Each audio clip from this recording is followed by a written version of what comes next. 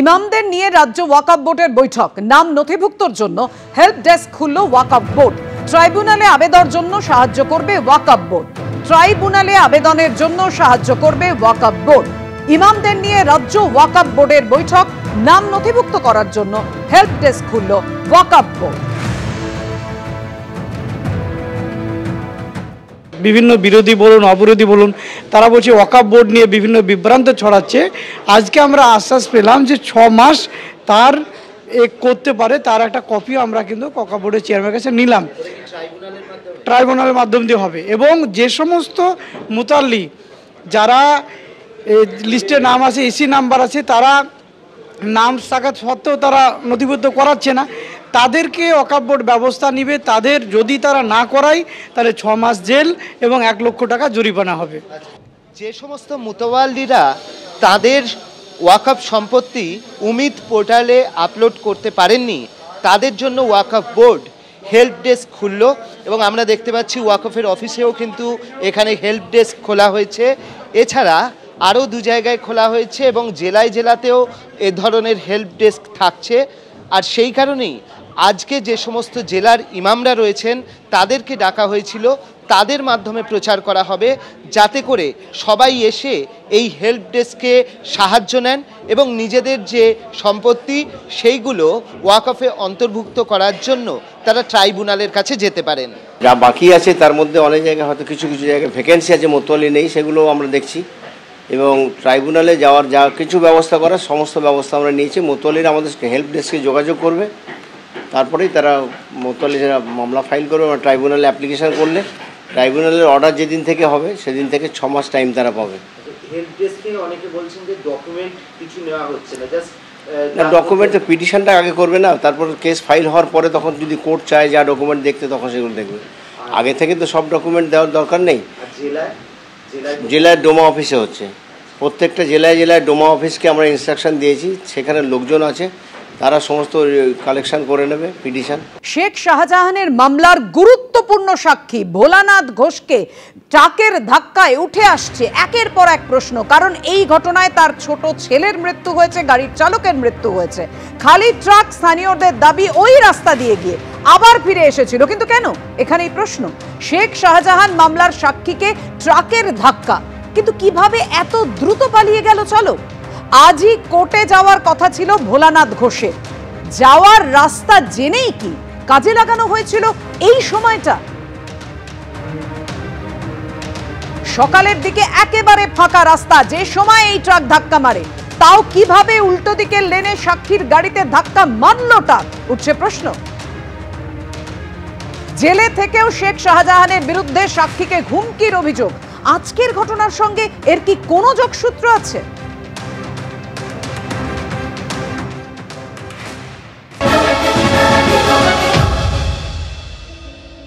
না সাহেব, কারণ একটা গাড়ি যাচ্ছে, দেখুন যদি কেউ বাঁচাতে যাতে ব্রেক মারবে তাহলে দাগ টায়ার থাকবে রাস্তার উপরে, ওই স্ট্রেট মারলো একদম। আমার গাড়ি নিচে নেমে গেছে, আমার গাড়ি 40 মতো স্পিড ছিল, আমি কোনদিন জোরে যাই না গাড়ি নিয়ে। এটা একদম আমাকে চক্রান্ত করে মারা, কিন্তু আমাকে ও জানে যে আমি শেষ হয়ে গেছি, ও বুঝে নিয়েছে যে আমি ক্লিয়ার করে দিচ্ছি সব। এটা কে ও বলতে কাকে লক্ষ্য করছে? ও আলিমকে আরম্ভ করে পিছনে যে গ্যাং আছে প্রত্যেকের নাম কাল কাগজে পেয়ে যাবেন। আচ্ছা, আলিম ছাড়া আর কারা কারা রয়েছে? আলিম মানে আব্দুল আলিম। আব্দুল আলিম কি চালকের আসনে বসেছে? একদম একদম। আব্দুল আলিমের রাজনৈতিক পরিচয় কি রয়েছে? ও তো বললাম, ও তো রাজনীতি মানে ওই পঞ্চায়েতে কিছু কাজ দেখাশোনা করে, আর বিভিন্ন লোকের জমি হরণ করা এবং কিছুটা গুন্ডা বাহিনী হিসেবে কাজ। ওর মূল বক্তব্য হচ্ছে পরিকল্পনাটা কেন? ওই যেটা আগে বললাম, যে হয়তো ভাবছে যে আমাদের হয়তো কোনো ক্ষতি করছে এই ভদ্রলোক বা কিছু, এটা ভাবছে, কিন্তু ভাবনা থেকে গেল। আর ওরা তো বিভিন্ন চক্রান্তের সঙ্গে যুক্ত, এটা হচ্ছে মূল ব্যাপার। ওদের এসব কাজ করে কোনো পয়সা করি পায়, কিছু পায়, এরকম কোনো বড় ডিল হতে পারে। শাহজাহান মামলায় আপনি অন্যতম একজন সাক্ষী, সেই হিসাবে কি আপনাকে সরিয়ে দেওয়ার চেষ্টা? একদম ফাইনাল, একদম একদম আমাকে যে ওকে এখান থেকে শেষ করে দিতে হবে। নইলে অনেক কিছু তথ্য আমার জানে, যেগুলো 19 সালে বলেছে, পরে হয়তো সে কাট করে দাঁড়াতে পারে, সেগুলো বলতে পারে আমার সামনে। এগুলো ভাবনা। কার তথ্য? শাহজাহানের তথ্য অনেক কিছু আপনি জানেন। ওই বললাম 19 সাল পর্যন্ত যেটা জানি, 20 সালের আগস্ট মাস পর্যন্ত সেটাই। অর্থাৎ ভোলানাথ ঘোষ দাবি করছেন তাকে সরিয়ে দেওয়ার জন্য পুরোটাই পরিকল্পনা করে করা হয়েছিল। যেভাবে ট্রাকটি তাকে ধাক্কা মারে একেবারে সকালবেলা যখন তিনি সাক্ষ্য দিতে যাচ্ছিলেন আদালতে। এবার আপনাদের সামনে রাখবো পুলিশের বক্তব্য এবং একজন স্থানীয় বাসিন্দা তিনি কি বলেছেন। এখনো পর্যন্ত আমরা কমপ্লেন পাইনি, কমপ্লেনটা পাই তারপর কমপ্লেনের অভিযোগ কী আছে সেটা একবার খতিয়ে দেখে তারপর আপনাদের বলতে পারবো।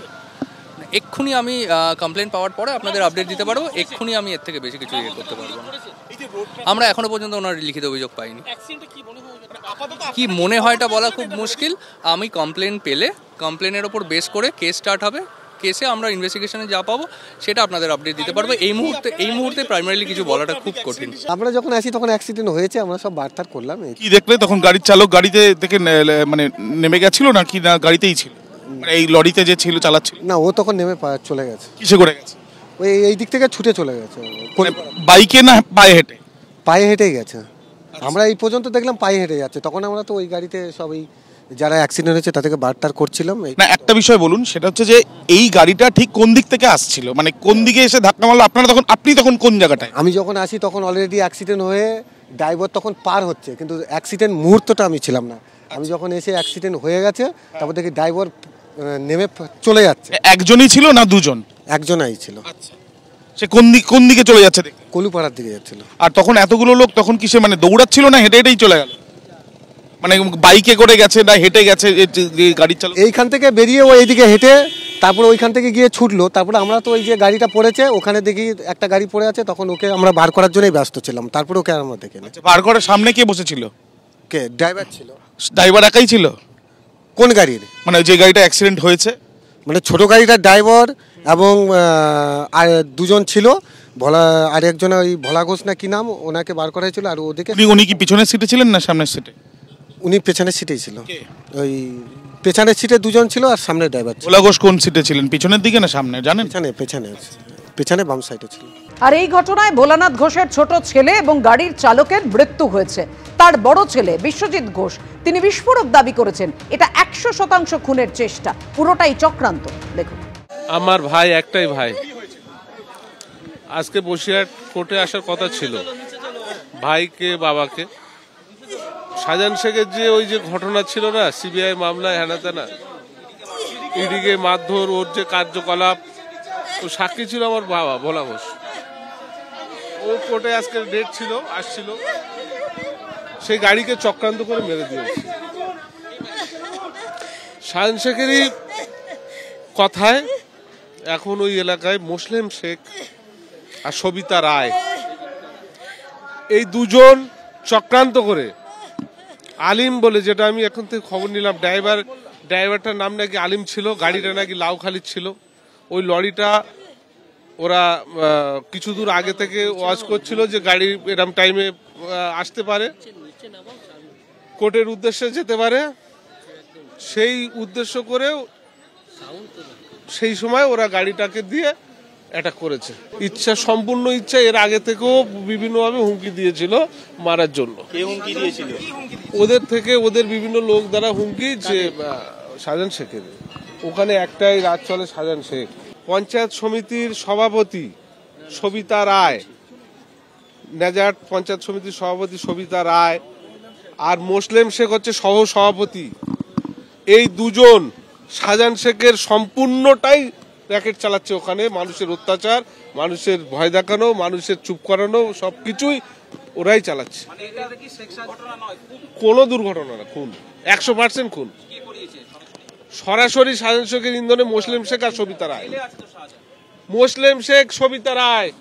পুরো মিথ্যে ভিত্তিহীন তদন্ত হোক, তদন্ত করলে জানতে পারবেন। কিন্তু এর মধ্যে আমি কোনো ড্রাইভার না, কোনো কিছু না, আমি কোনো কিছুই জানি না। আমি দুবার তার বাড়িতে গেছি, সকাল থেকে দুবার গেছি। এমনিতেও আমাদের সামনে বড় হয়েছে। দুর্ঘটনা মানে সত্যি মর্মান্তিক। আমি আজকে অফিস পর্যন্ত যাইনি, কিন্তু কেউ যদি কারোর নামে বলে সেটা তদন্ত হোক। বলুন, রাজনীতির কালি কেন সেটাচ্ছে আমার গায়ে এইভাবে? এবার ও কি থেকে বলছে সেটা ওই জানে। সম্পূর্ণ মিথ্যে কথা। এরা আমার মনে হয় কোন রকম রাজনৈতিক ফায়দা নেওয়ার জন্য এটা ওকে দিয়ে বলাচ্ছে। ওর সঙ্গে আমার ব্যক্তিগত ভালো সম্পর্ক, কন্ট্রাক্টারি কাজ করে, বিডিও অফিসে মাঝে মাঝে দেখা হয়। আমাকে দাদু দাদু করে ডাকে, দাদু ভালো আছে? বলে হ্যাঁ ভালো আছি। কিন্তু ও যে আজকের এই বাইকটা দিচ্ছে আমার সত্যি আমি মানে বিস্ময় লাগছে যে অন্তত আমার সম্পর্কেও এই কথাটা বলছে, এটা ওর অন্তত ভেবেচিন্তে বলা উচিত। এবং এই ঘটনাটাই আদৌকে আমি কিছুই জানি না এবং সম্পূর্ণ মিথ্যে কথা। আর ট্রাক চালক ছিলেন এদেরকে আপনি চিনতেন? না, আমি চিনি না। চিনি, নাম যেটা বলছে সেটাকে চিনি, কিন্তু ঘটনা হচ্ছে আমি কে চালাচ্ছিল এটা বলতে পারবো না। নাম কার নাম বলা হচ্ছে? কি একটা নাম আসছে, আলিম নাকি এরকম একটা নাম আসছে। আপনি? হ্যাঁ চিনি তো। আপনি ছিলেন, কিন্তু আপনার বিরুদ্ধে যেটা অভিযোগ উঠছে আপনি বলছেন এটা সম্পূর্ণ ভিত্তিহীন।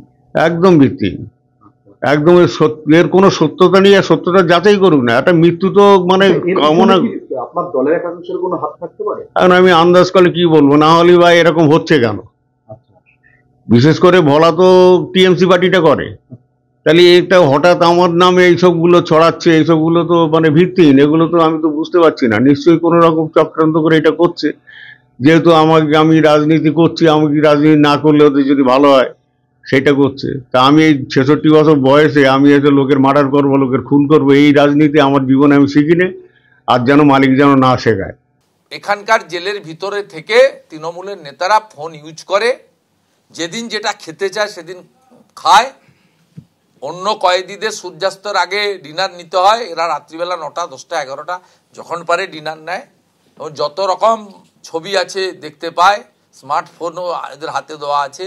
যা যা চায় সব কিছু চায়। তারপরে অনেকদিন জেলে হলে, মনটা খারাপ হলে ওদের পিজি রুটবান ওয়ার্ডে রাখা হয়। নোটোরিয়াস ক্রিমিনাল শাহজাহানকে পশ্চিমবঙ্গের জেলে রাখলে ভোলা ঘোষরা যে কোনো দিন মারা যাবে। আজকে তার ছেলে গেছে শুনেছি আমি, সত্যি মিথ্যা জানি না, ড্রাইভার গেছে শুনেছি আমি। আজকে ভোলা বাবুও যাবেন। ভোলা বাবুর কাছে আমি টিম পাঠিয়েছি, কথা বলেছি, কারণ ওনার এসএসকেএম-এর চিকিৎসাটাও খুব রিস্কি। বিজেপি রাজ্যে যদি খারাপ ঘটনা হয় তখন তো বাইরে নিয়ে যাওয়ার কথা আসে না। বাংলাটা তো ভারতবর্ষের বাইরে নয়। তাহলে বিজেপি শাসিত রাজ্যে যখন অপকীর্তি ঘটে, বিজেপি শাসিত রাজ্যে যখন কোনো একের পর এক রহস্যময় কাণ্ড ঘটে, খুন ঘটে, ধর্ষণ ঘটে, ধর্ষিতার পরিবারের উপর আক্রমণ হয়, তো তখন সেগুলো বাইরে নিয়ে যাওয়ার কথা হচ্ছে না। কারণ একটা এক্সচেঞ্জের একটা করতে পারেন, সেইগুলো বাংলায় হবে আর বাংলারগুলো সেখানে হবে। এইটাই বাকি রেখেছেন শুভেন্দুবাবু। এবিপি আনন্দ, এগিয়ে থাকে, এগিয়ে রাখে।